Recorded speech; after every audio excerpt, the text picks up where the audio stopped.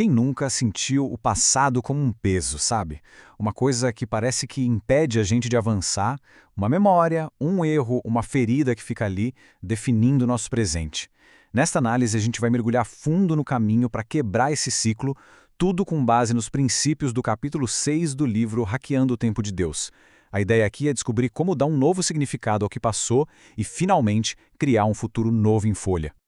Bom, vamos direto ao ponto. Muita gente sabe bem como é essa sensação de carregar o passado como uma bagagem pesada. É como tentar correr uma maratona com uma mochila cheia de pedras, sabe? E cada pedra é um erro, uma culpa, uma mágoa que parece impossível de largar. Essa é uma pergunta daquelas que vale a pena parar um pouco para pensar. Até que ponto as histórias que a gente se conta sobre o nosso passado ainda estão no comando do nosso presente? Reconhecer o poder que essas memórias têm é, na verdade, o primeiro passo para a gente poder reivindicar uma nova identidade. E essa sensação cria um ciclo vicioso, não é verdade? A culpa por um erro leva à vergonha, que, por sua vez, alimenta a autopunição.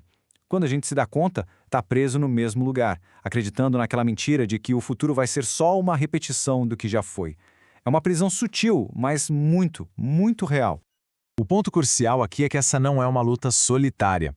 A base do nosso material nos lembra que essa condição de falhar, de sentir que falta alguma coisa, é uma experiência de todo o ser humano. Ninguém está imune a isso.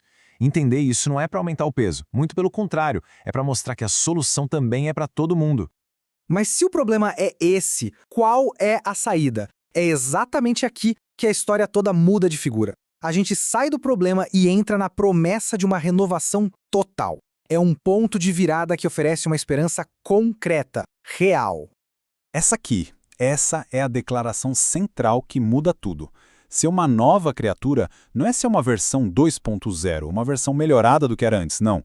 É uma identidade completamente nova, totalmente desvinculada das falhas e das manchas do passado. É a chave que abre a porta para uma realidade onde o que passou não dá mais a palavra final. É muito importante a gente entender a profundidade disso. Não se trata só de virar a página, mas de receber um livro inteiramente novo. A identidade de uma pessoa é redefinida pela graça.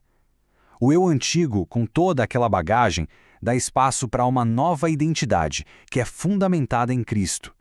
Certo, a promessa é poderosa, mas na prática, no dia a dia, como a gente traz isso para a nossa realidade? O caminho, como o livro explora, é o processo de ressignificar as memórias. É aqui que a teoria se encontra com a transformação de verdade. E o interessante nessa definição é que ressignificar não é fingir que o passado não aconteceu. Pelo contrário, é olhar para os mesmos fatos, mas com uma perspectiva nova. É como mudar a luz que ilumina a história, transformando aquilo que era uma fonte de dor em um testemunho de redenção. E essa passagem ilustra essa ideia de um jeito brilhante. O esquecer aqui não é ter amnésia, mas é uma decisão consciente de soltar as amarras. É parar de dar poder ao que ficou para trás, para focar toda a energia naquilo que está à frente, no alvo que Deus estabeleceu. Então, como é que se faz isso? O material original nos dá um roteiro prático, um mapa bem claro. Esse processo é dividido em 4 passos que nos guiam de forma intencional para fora do ciclo do passado e em direção à liberdade.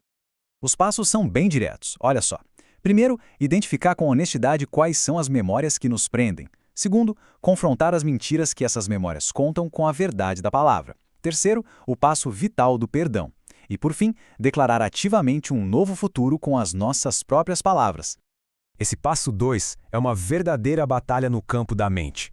O passado fica ali, sussurrando mentiras como "não tem mais conserto para você" ou "você sempre vai ser essa pessoa". A estratégia é combater cada uma dessas mentiras com uma verdade bíblica específica. A verdade é sempre mais poderosa e a graça de Deus anula qualquer acusação. E aí a gente chega no passo que para muita gente é o mais desafiador: o perdão. Ele é a chave que abre a cela dessa prisão emocional. E é uma chave dupla, viu? Perdoar quem nos feriu nos liberta do peso do ressentimento. Mas perdoar a nós mesmos, aceitando o perdão que já recebemos, nos liberta desse ciclo de autopunição. E por fim, o passo da declaração.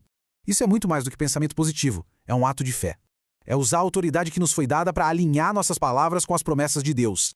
É declarar que o ciclo está quebrado e que os planos de esperança e de um futuro bom são a nova realidade. Quando esses passos são colocados em prática, o que muda de verdade? O resultado não é só um alívio momentâneo. É o desbloqueio de um futuro que não é mais refém do que aconteceu. A paisagem inteira da vida se transforma. Olha só esse contraste. De um lado, o passado como uma âncora que prende. Do outro, o passado se torna um testemunho do poder da graça. De um lado, os erros como uma sentença final. Do outro, a transformação como uma nova identidade. É a jornada da prisão para a liberdade total. Essa promessa poética captura a essência de toda essa jornada. Ressignificar o passado não apaga a dor da noite, mas garante que ela não vai ter a última palavra. A promessa é de um novo amanhecer, onde a alegria que vem de Deus substitui o peso que ficou para trás. E para fechar essa nossa análise, fica a reflexão. Depois de conhecer todo esse caminho, qual corrente, qual padrão que se repete na vida está pronto para ser quebrado? A chave para um novo futuro pode estar na decisão de hoje começar a ressignificar o passado.